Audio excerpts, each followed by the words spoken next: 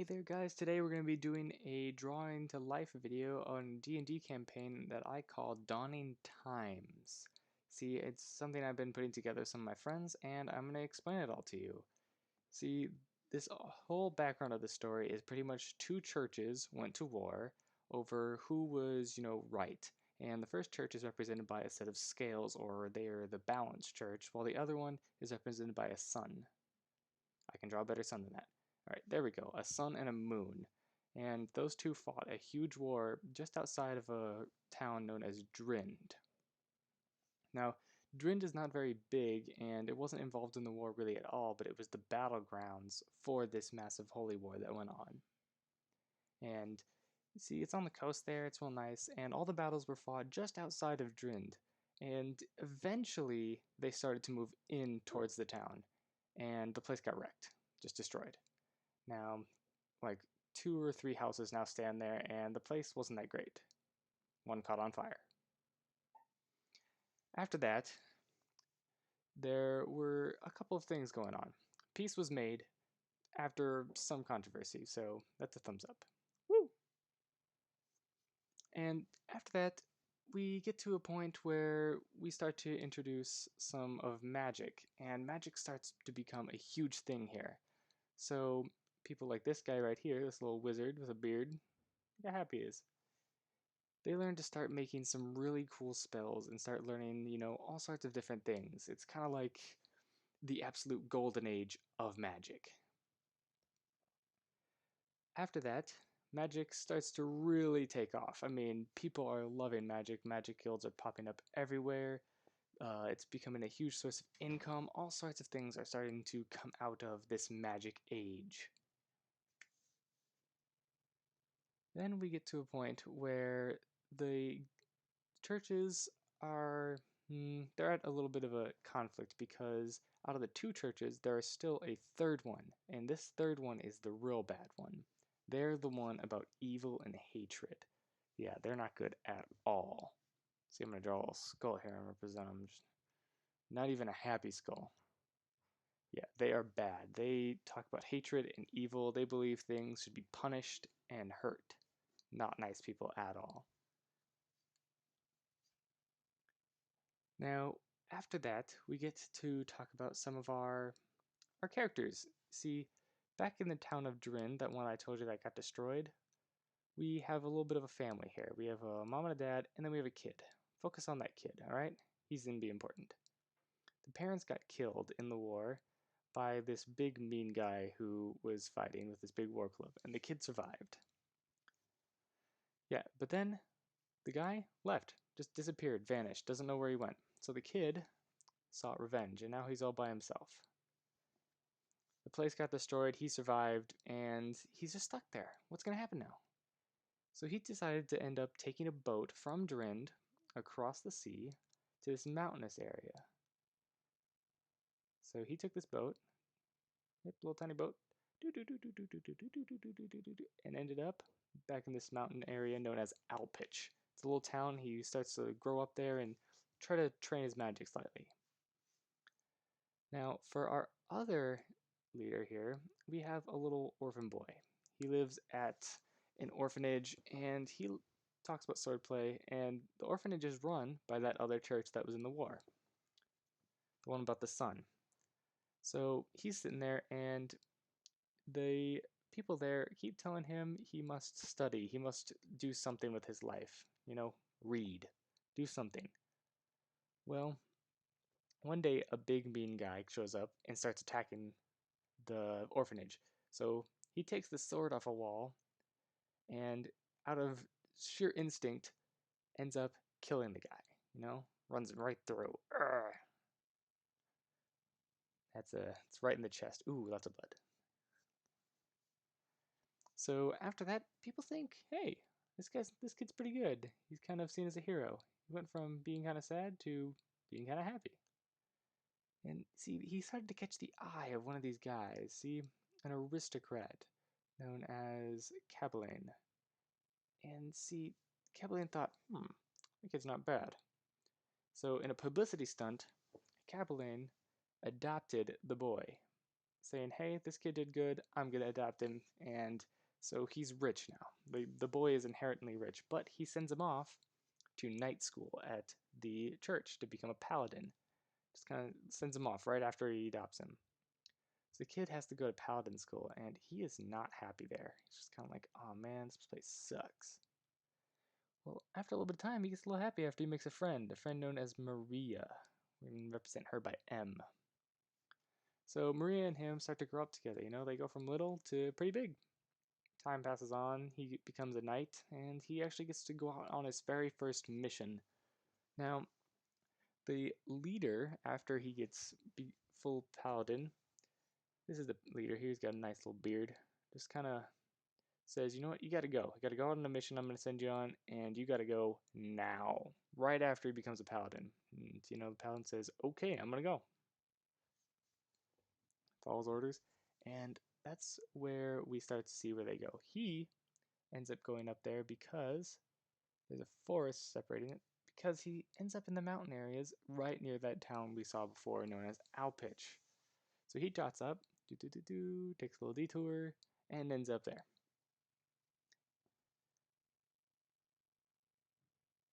Now, when he's there, somehow he loses his memory, and the story actually begins with our heroes waking up in a room, a big square room with a pedestal in the middle. The knight wakes up first, so he kind of has his sword there, and he wakes up. First thing he says is go, whoa, what's going on? The other guy gets up, our wizard friend. He's like, dude, who are you? The one thing they didn't realize is a third guy was there, and it's a burnt body. They have no idea who this guy is. See? Well, he was burnt. He's not on fire right now. But the second they see the burnt body, they kind of go, hey, I'm out of here, going right for the door. Getting out of here. Not gonna ask questions, just gonna leave. See, they both leave, and they realize they're up on a mountain somewhere near the town. It's got nice little trees, it's outside, and it was in some weird stone room built into the mountain. Some nice clowns showing that they're outside. The second they get out there, a guard shows up. Now, this guard looks pretty professional. And he's got a couple other guys with him, and they find out, hey, where's our buddy? You need to tell us where he is. They find the dead body inside the thing, and they instantly get accused of being killers. Because no one else was there but them. So, they get hit in the big house. Ooh. They get locked up, and they have no idea what happened. They can't even explain themselves. And the captain of the guard kind of leaves them there for a day and then comes back with a letter addressed specifically to them from a specific group. It says that they'll bail them out. So they get bailed out, and it says that they have now owe a favor because they are bailed out to a very important group. Now pay attention to who that group is in a second. They're told, hey, you got to go to this place with a chef named Haran. Now Haran is awesome. Used to be an old war guy, pretty good, but now he's a chef. He's got a bit of a gut there, but not that bad. He's a happy guy, nice guy. He makes some soup, really good soup too.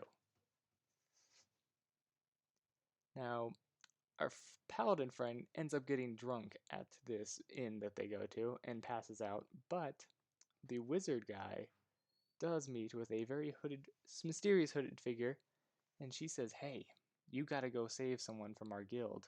And then she vanishes, just leaving more questions for our knight guy. Now see, they have to go out and do things, and they kind of don't see eye to eye all the time. They're kind of aggressive towards each other because they have no idea what situation they got into, how they got into it, and they're both blaming each other for it, kind of saying mean things. But they'll eventually resolve their problems. Now, they travel from Alpich down the mountain to a place known as the Trader's Village. It's just kind of a little outpost, doesn't really have much there. In this bar that they go to, they end up meeting a guy named Rat. Now, he's not actually a rat. He's just named that. He was told that he had to spy on them, and he gave him a letter saying what it was. And if he had to, he was going to have to end them. And that could lead to their death. But they bribe him, and they end up making him work for them instead. Now, in this bar, there's also a bar owner, and he's exchanging contracts for money with certain patrons of the bar. It's kind of a mercenary's den, if you would, and the owner of all the mercenaries is behind the counter. After some chatting, they end up being able to talk the bar owner into saying, hey, what's going on around here? And they find a symbol representing the Thieves Guild, which is the guild that they now are in debt to. Kind of looks like a little G. He gives them some information, and on their way out of town, towards a place known as Spires, they run into this old man at a magic shop because they want more magic, and he does not know anything pretty much. He's kind of this old man, old gnome, kind of asking all these questions, really cryptic with his stuff. And he actually has research notes on the room that they were in. And he goes, yes, I researched that for years, but oops, I had my shop broken into and they were stolen. Great. Now, on their way out of town, they hear some cries for help near the town hall, and that's where they go to next. When they rush in, they are met by these two lanky, long, creepy demons with claws. And they have these big horns, and they're just mean looking. They're not nice. Got fangs and everything. Grr. Two of them, right? Yeah. So our heroes run in, and the mayor's in there being attacked. He's kind of begging for help, saying, please help me all you can. So our wizard friend zaps both of them and kills them both before the paladin can even get a shot in. Now demons are kind of like, whoa, bro, stop. And they're gone. As a reward, the mayor gives them this magic orb that kind of has these whispers coming out of it, and they can't quite make sense of what the whispers are saying, but they think that maybe the demons were after this. So they go out of town and find another burnt body near another pedestal in a stone room. So what is this going on here? No one knows. After that, they kind of start questioning if they're the only ones this has happened to, where they lost their memories, don't know what's going on, and they're kind of, I don't know what happened. And the old body actually had a name tag, and it said Old Crispy. They think that that might mean something, but they really don't know. A little fire started on the pedestal when they were near it, but once they left, it disappeared. Finally, they decide, hey, let's get moving and let's go to the capital of the city from the trader's post down all the way known as Spires. But I will cover that in part 2. So thank you guys all for watching. If you would like to continue this series, leave it a like or comment. I enjoy it all. I'm really so excited to start this series. And as always, don't forget to subscribe. Bye-bye.